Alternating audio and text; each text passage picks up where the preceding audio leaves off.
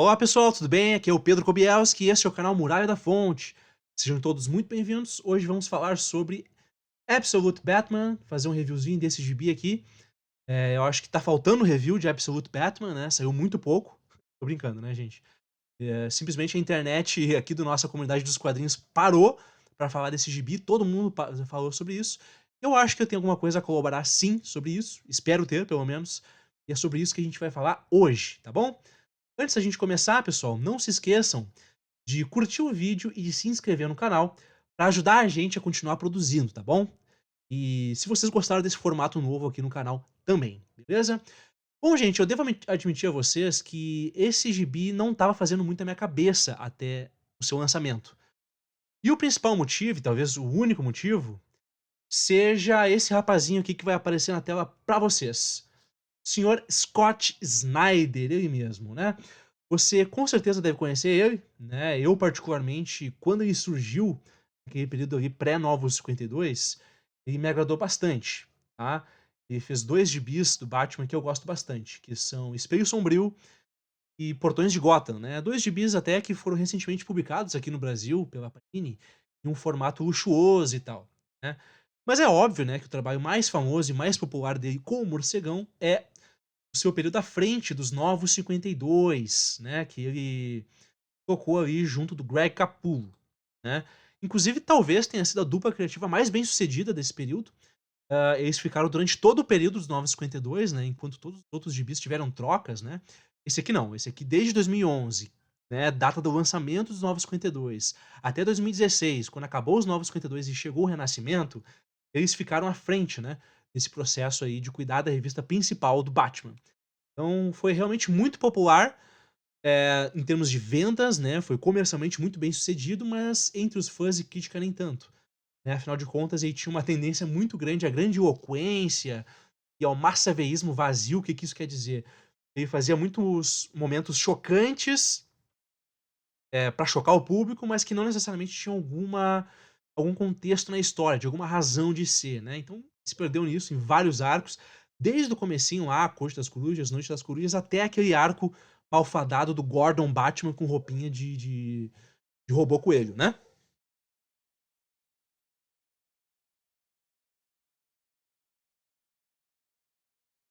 E também quando ele foi anunciado como o, digamos assim, o gestor criativo de um novo universo da DC Comics, que seria uma espécie de universo Ultimate da DC Comics, não me animou muito, né, porque eu sei muito bem o que que ele escreve, aliás, vocês também sabem, vocês leram Noite de Trevas Metal, vocês leram Death Metal, vocês sabem o que que esse cara o tipo de coisa que esse cara faz, então não me agradou muito, especialmente também quando saíram ali as primeiras artes, as primeiras sinopses, me deram a impressão de ser uma coisa adultona demais, não é muito a minha pegada e pra mim ela tira um pouco do mérito de fantasia, né, da possibilidade de fantasia e das possibilidades que a mídia quadrinhos dá, e eu não me empolguei muito, na verdade, pra ser bem sincero com vocês, tá.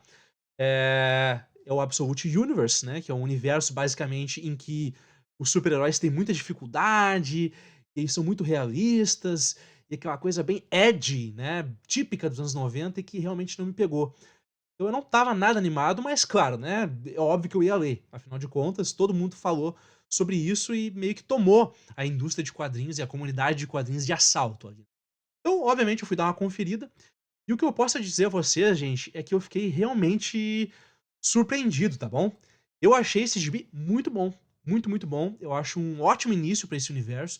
Eu acho que aquilo que o Scott Snyder estava prometendo de ser algo diferente, que ia chamar a atenção do público, ia realmente marcar a indústria de quadrinhos, por enquanto tá se comprovando, né? Afinal de contas, esse gibi aqui já vendeu 180.000 cópias nos Estados Unidos, sucesso absurdo.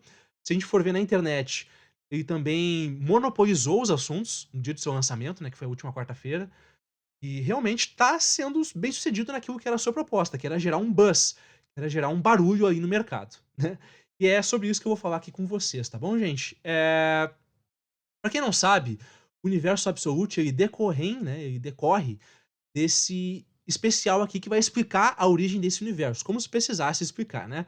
Mas a gente sabe que tem aquele leitor hardcore que quer que tudo tenha uma explicação por trás, e foi isso que o Scott Snyder e o Joshua Williamson fizeram aqui nesse gibi, que já saiu lá nos Estados Unidos, e contou a origem desse novo universo. E, gente, fica difícil não comparar com o universo Ultimate que a Marvel Comics fez recentemente, capitaneado aí pelo Jonathan Hickman, né.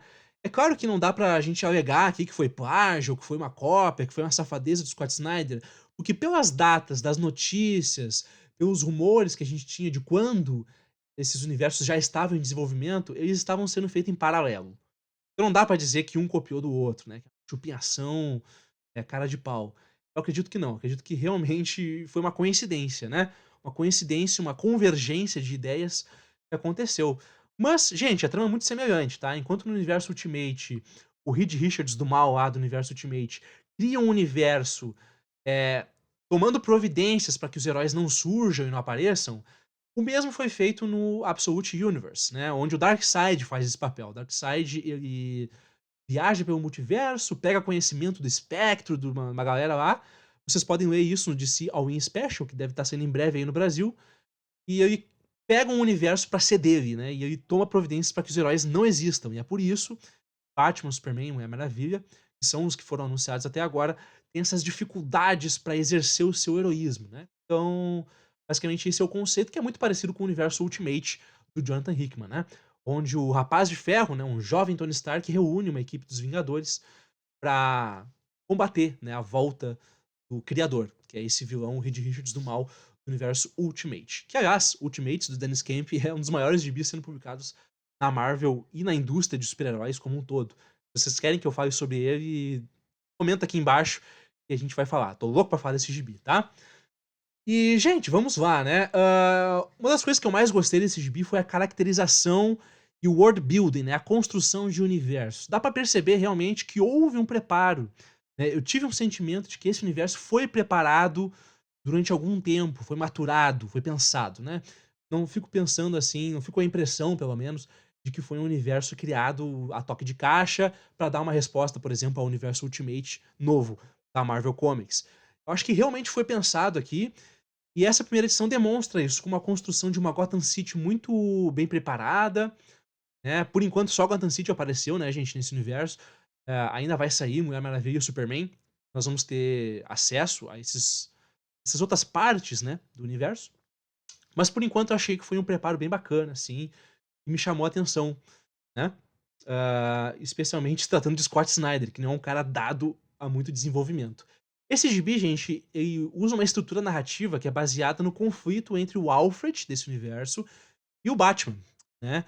E eu achei uma estrutura bacana, né, porque ela faz uma duplicata, né, ela faz um diálogo com o Batman Ano 1, tinha esse conflito, né, esse embate entre o Batman e o Gordon, era que dava o tom da história. E aqui a gente tem esse conflito entre o Batman e o Alfred, agora dessa vez, né. E se vocês tinham alguma dúvida dessa influência, é só comparar essas 2 artes aí, a arte do Nick Dragotta, que é o desenhista da edição e dessa edição do Absolute Batman, e eu vou falar mais sobre ele daqui a pouco, e essa capa aqui de ano 1, desenhada pelo David Mazzucchelli, né. É muito clara essa dualidade que o Scott Snyder tá propondo, e dessa vez o Alfred é o conflito. Ele e o Batman vão gerar esse conflito que vai fazer a história andar, perfeito? É interessante que a história trabalha muito bem a caracterização desses personagens. O Alfred, por exemplo, ele é um agente da MI6, né, como vocês podem ver nessa arte conceitual aqui. Então ele tá em Gotham pra fazer uma missão do MI6, né. O Alfred que tá nessa skin meio Ra's al Ghul aí, né, essa barbinha tá muito Ra's al Ghul, Liga das Sombras, mas ainda não foi confirmado nada, se faz parte ou se ele fez parte da Liga das Sombras em algum momento.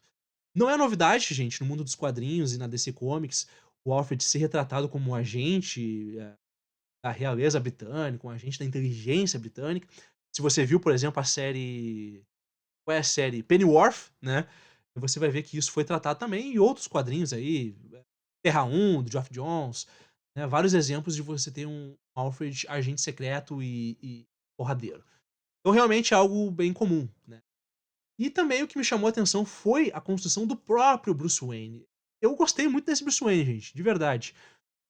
Esse é um quadrinho que ele tem uma tentativa de ser relevante mesmo nessa sociedade atual que a gente vive, e você percebe isso pelas escolhas que o Scott Snyder fez. A primeira escolha, e mais óbvia, é a de colocar o Batman como um cara da classe trabalhadora, um cara pobre, de verdade, né.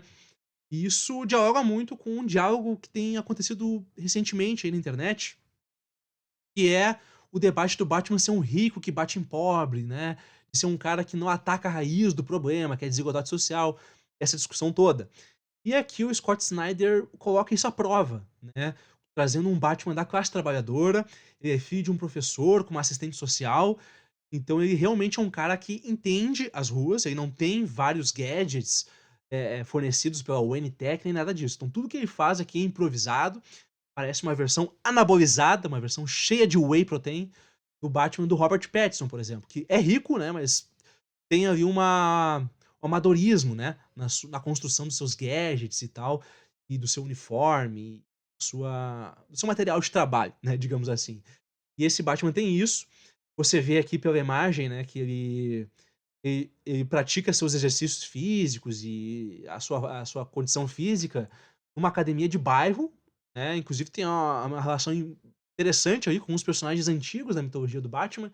Eu tô curioso pra ver como que vai se desenrolar.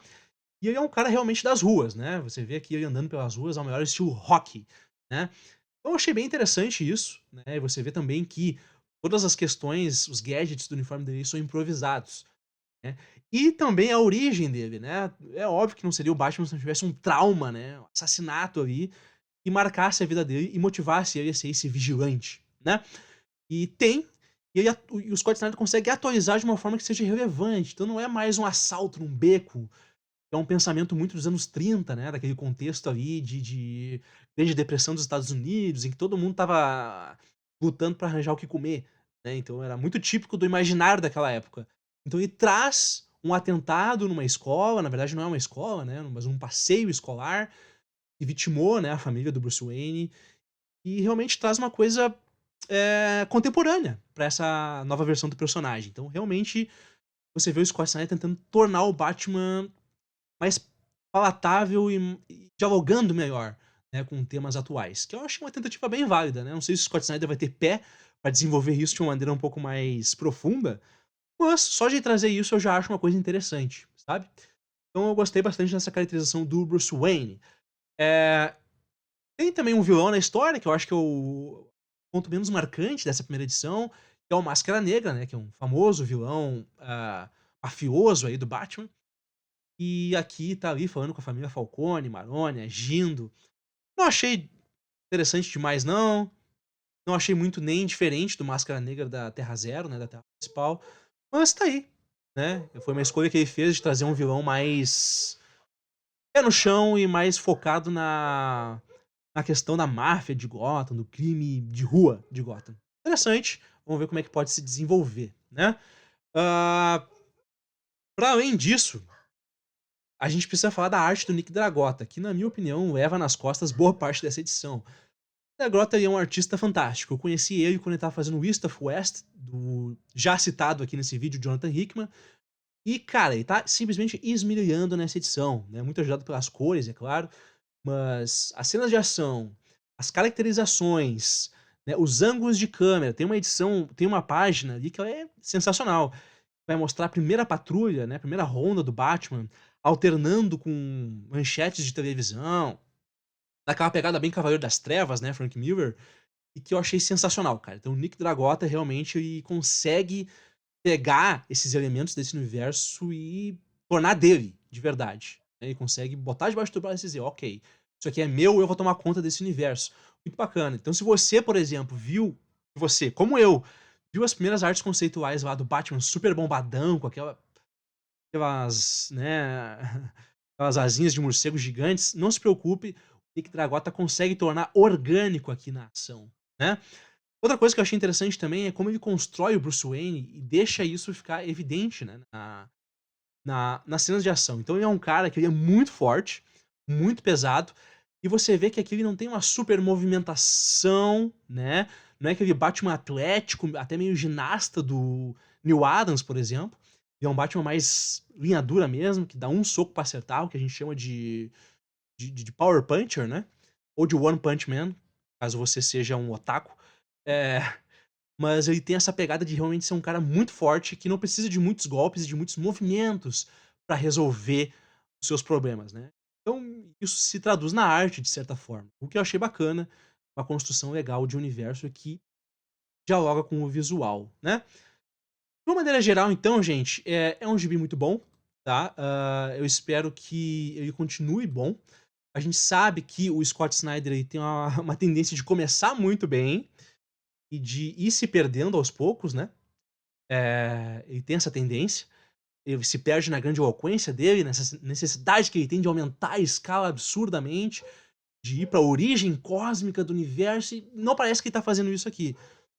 Não significa que ele não vá se perder. Enfim, o que eu quero dizer é que eu tô pronto pra ser decepcionado mais uma vez pelo Scott Snyder, né, gente. Então é isso, eu espero que vocês tenham gostado do vídeo, desse novo formato. Comentem aqui o que vocês acharam, né, se vocês concordam comigo, se vocês acham realmente que é tão bom quanto eu tô falando, ou se eu tô exagerando. Deixem aqui sugestões, né, do que a gente pode comentar no canal, e vamos conversando aí sobre gibis. Então é isso, gente, muito obrigado por terem ficado até aqui. Grande abraço a vocês e não se esqueçam, tá? Bebam água e leiam gibizinhos. Até a próxima. Valeu!